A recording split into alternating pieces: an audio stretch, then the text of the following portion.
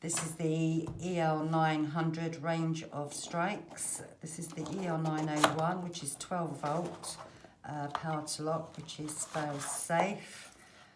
It's dual functionality. You can also get it in 24 volt.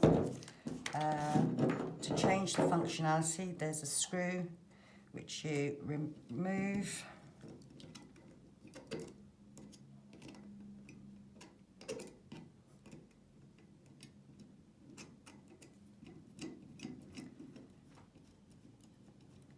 This is a holding screw, so you can put the screw back in there. So if you do need to change the actual functionality back, you just need to swap it back over.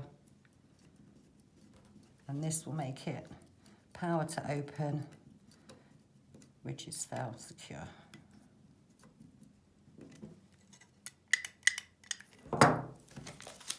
All details of how to actually change it over are in the base of the installation instructions.